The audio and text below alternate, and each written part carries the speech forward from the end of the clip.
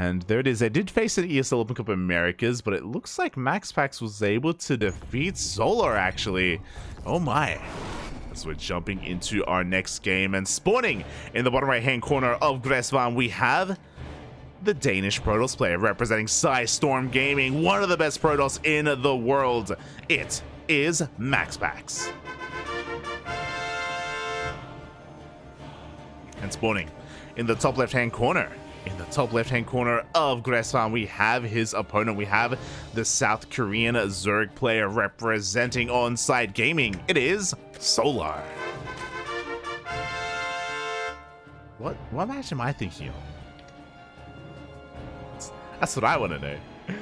As I quickly just double check here, we did cast MaxPax go down to dark. I do recall that. And we saw Solar take down Clem. That's it. Solar 2-0'd Clem in ESL Open Cup Americas, not MaxPax. Yeah, the other foreigner. Different matchup entirely. But here we go. It's coming back to me. A couple of days ago, Solar did face Clem in ESL Americas, and Clem played mech. I was very sad. He went BC, Poppy. He went BC against Solar. Shaking my head. It was so smooch, Poppy. It was so smooch. Solar did defeat it, but it was smooch seeing Clem, having to cast Clem play mech, when I know he's so good at bio, when I know he's so damn good at this multi-prong aggression. But I wasn't able to bear witness to it, unfortunately.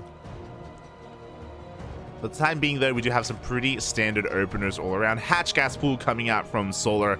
Likewise, MaxPax will keep an eye on him, because MaxPax has been on the rise recently. He's been taking down some very big names, and his PvZ has been quite interesting. It has piqued my interest, just because MaxPax, he's willing to play standard, but more often than not, he's willing to be aggressive and go for these Twilight Council openers instead. He's found quite a bit of success with things like Twilight Council openers and Glaive Adepts.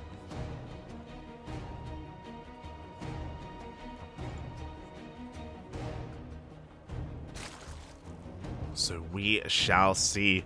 As this is going to be a much more standard PvZ. I just realized that we've been spoiled a little bit, because Dark versus Hero was actually a Clown Fiesta. It was actually wild, and it made no sense. Where we just had proxy hatches left and right every single game. Thankfully, that is something that won't be happening here. We're going to be seeing more of the mid game, potentially more of the late game as well, potentially. Which is either a good thing or a bad thing, depending on how you look at it.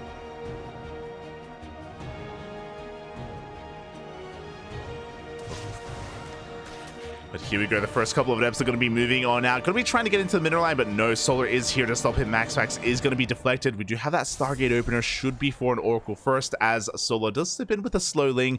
Is going to get a full scout of the main base. Does confirm the gases and should be able to confirm the positioning of the pylon. And the second... Oh! As I spoke too soon, Solar actually doesn't see the Stargate. He should be aware of it, and he should be getting ready nonetheless. But is going to be a little bit in the dark, and is going to have to make an assumption instead of confirmation.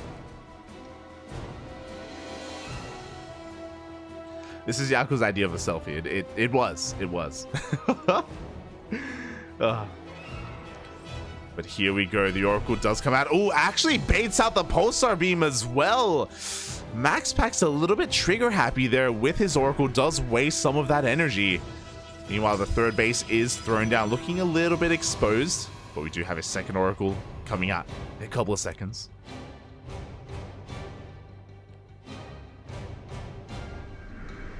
See, the chat, someone's asking for a Tempest Rush. You're an animal. Pascal, I need you to calm down. But we do see a couple of drones going down here to the depths that were out earlier. We just see the Oracle just trying to zoom around as well, looking for any of that damage. Meanwhile, across the map, Solar, once again, forcing the activation of the Pulsar Beam, just trying to be as annoying as possible.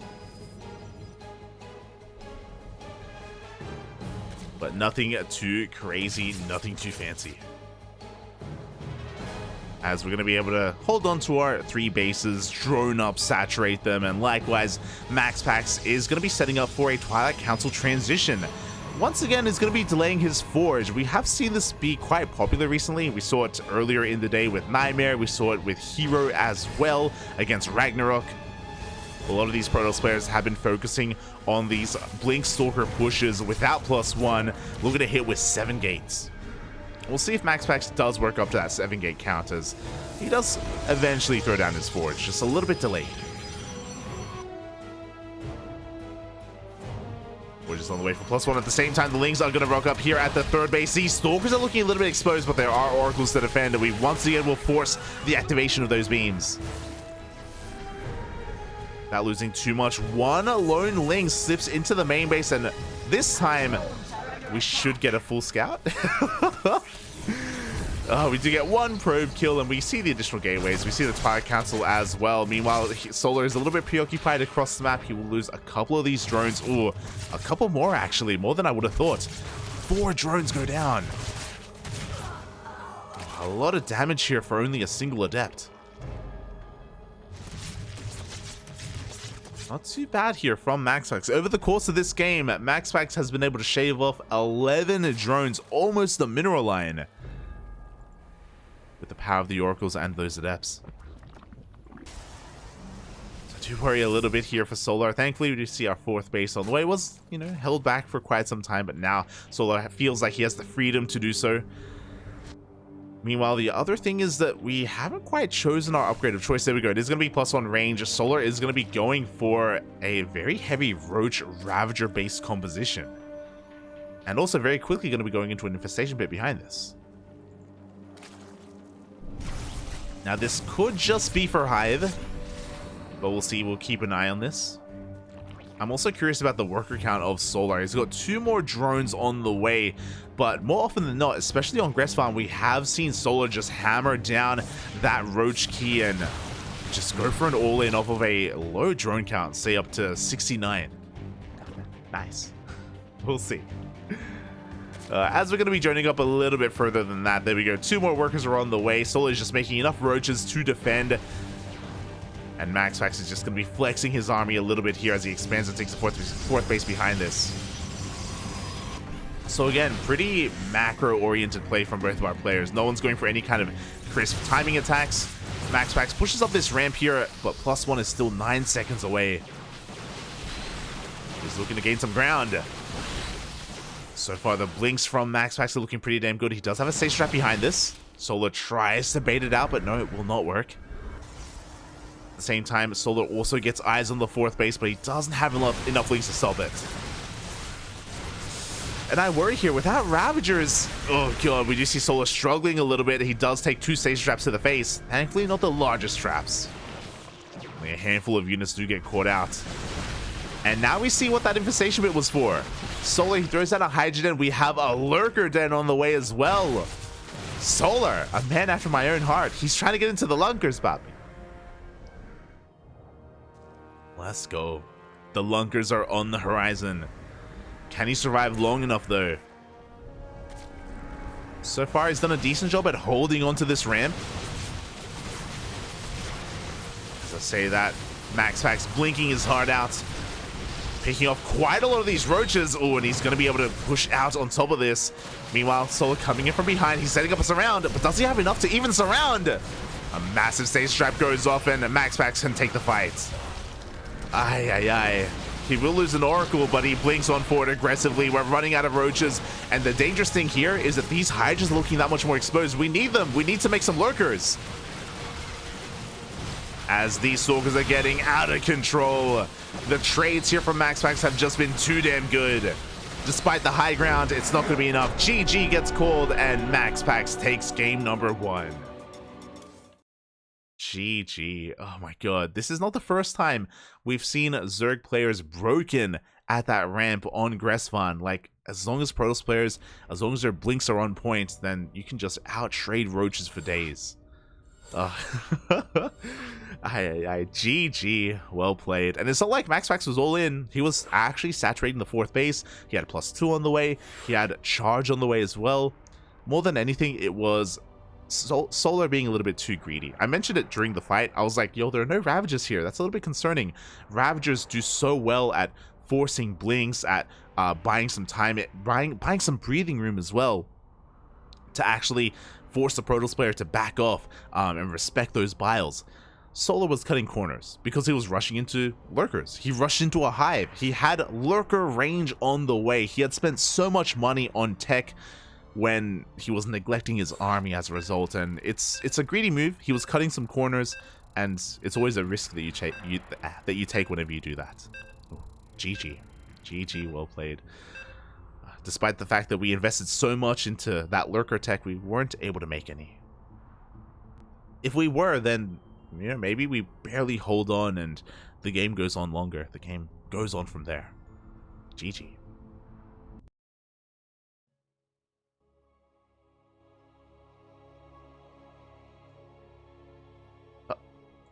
And now, we get into game número 2.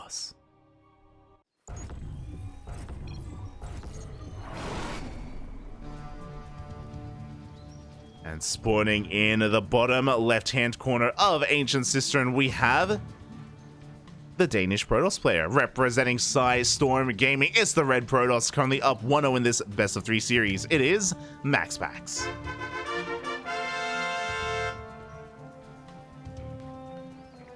And spawning in the top right-hand corner of Ancient Cistern, we have his opponent. We have the South Korean Zerg player representing Onside Gaming. It is Solar.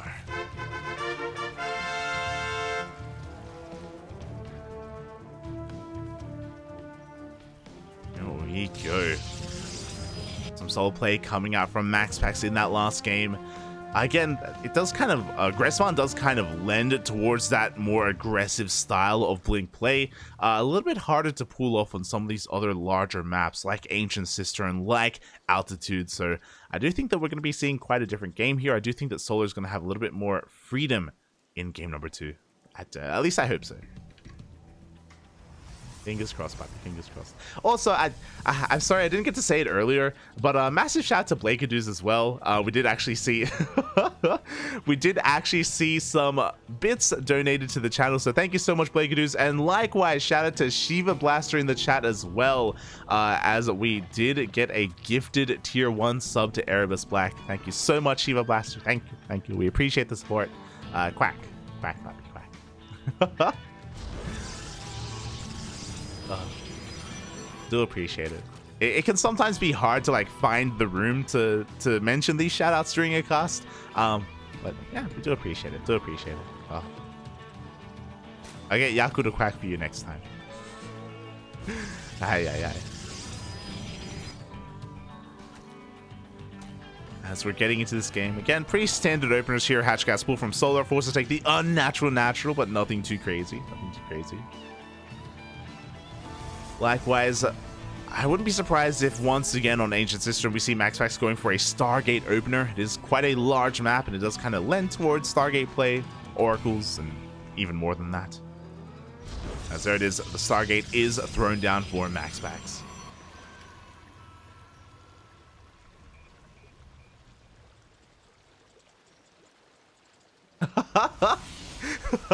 I'm glad I mentioned it because it looks like Erebus, it slipped his mind as well. There we go. Hope you enjoy the emotes in the chat, Bobby. Hope you enjoyed them. Let's go. Yeah. As we're still getting this underway, again, I wouldn't be surprised if MaxPax just goes for a pretty standard opener here with an Oracle into a third base, into a second Oracle as well. It's about the follow-up that we're really kind of paying attention to. Is it going to be going for another committed push with Blink Stalkers? Are we going to be seeing some Glaive Adepts instead, which we have been seeing a rise of even from MaxPax? He has been going for the Glaive Adepts himself. He did it against Dark, I want to say 2 weeks ago. Will something like that work against Solar though? That's the question. It can sometimes be a risky maneuver just because it's pretty committed, and if your opponent does scout it ahead of time, then they can shut it down. As the Adepts do shade in towards the natural base, or the second base. Don't quite get any drones though. The Lings are here in position, and the Adepts do get shut down. Beautifully done here by Solar. He now has the map control, has plenty of queens as well. He's about to have 2 queens in the main, 2 queens here at the natural. The Oracle is looking to show up, but 2 queens are enough to shoo away 1 Oracle. Meanwhile, the Lings do spread out across the map, just getting eyes on the third base locations, making sure that MaxPax has the hardest time possible at expanding. Meanwhile, the Spore isn't quite done, and the Oracle doesn't care about those Queens. It does take some hull damage, but does get 3 drones.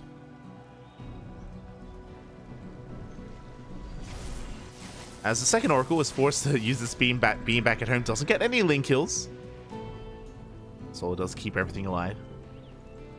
And there is that third base. Ooh, interesting. So, just like that last game, MaxPax, he's gonna be committing here to the triple Oracle opener. This is actually something that has fallen out of fashion. Outside of Hero, I don't see too many people do it. Meanwhile, whoa, where's the second Queen? Yo, the second Queen did move out of position to spread some creep, and as a result, 4 more drones go down. Ay, ay, ay. Solar having a hard time holding on to his bases here. 9 drones in total, and the Oracle is still alive. Meanwhile, we have a second and a third Oracle coming out. We have our Adepts as well. MaxPax looking to try and pull Solar apart. And a lot of this is going to be down to the Queen positioning. We do have, there we go, all 4 Queens here at the third base. Depths making sure that these Lings stay on their toes. And MaxPax is going to try and slip in from behind. There we go. 1 drone does go down, but only 1. Oh my god, I spoke too soon. As Solar's army's distracted, that 1 Oracle from before that has 9 kills to its name dips into the natural and does get 3 more drone kills. Likewise, MaxPax, he notices, hold up, you don't have a Spore here. Let me just get some more drones. And this is too much damage. This is getting out of hand. Oh my god. The Adepts, they come in. This is game-ending damage right here. 12 more workers go down. The Oracles, they dive into the main base as well, and Solar is falling apart. 22 drones. 22 drones going down, and more. These aren't even Glaive Adepts. They're just regular Adepts. Oh my god. The snowball effect is real. The Adepts finally go down after 25 drones fall, and the Oracles are still alive. They're going to get even more damage. Solar has to counterattack. He has to commit, but look at what's at home. We have Stalkers, we have Blink, we have +1, we have a second Forge, more gateways. Like, MaxPax, he's fine. These units were just designed to harass. They weren't meant to kill. MaxPax, he shows up and he's like, oh, yes, okay, I will step into your house, Solar. Thank you. Thank you for... Oh my god. Ay, ay, ay. Yeah, Solar, unfortunately, like, you can... If you look at the worker counts are similar, but that's just Solar spending so much of his larva rebuilding his workers. If the worker count is even, then that's always better for the Protoss in general, as the 4th base is on the way. As Solar's getting his own 4th up and running. Because, again, we're spending so much money rebuilding our economy, this also eats into the army, this eats into the Roach Warren as well. We're going to be going for a Baneling Nest. Solar's actually committing to Ling Bane instead. No Roach Warren at all. Bold move. Risky move. And now MaxPax, he's going for the 1-2 punch. He has crippled the economy. He's coming in with his Stalkers. We have station traps behind this. Up. Oh my god. No! I'm so concerned for these Lings. The stage trap doesn't quite go off yet. The Queens are under threat. Here we go. We do blink back 1 at a time. Stage trap does go off, does catch a good chunk of those Lings. Solar is making quite a large number of Lings behind this, though. He does have a massive flood coming on in. But the Blinks, the Stalkers, the body blocking as well. These things are having a hard time getting any surface area at all. We blink on board. The Queen goes down. And now the Oracles can reign supreme. GG gets called. MaxPax takes the 2-0. Ay, ay, ay. That was brutal. GG, well played. Just like that, Solar is eliminated from the KungFu Cup, and MaxPax moves on to the grand finals.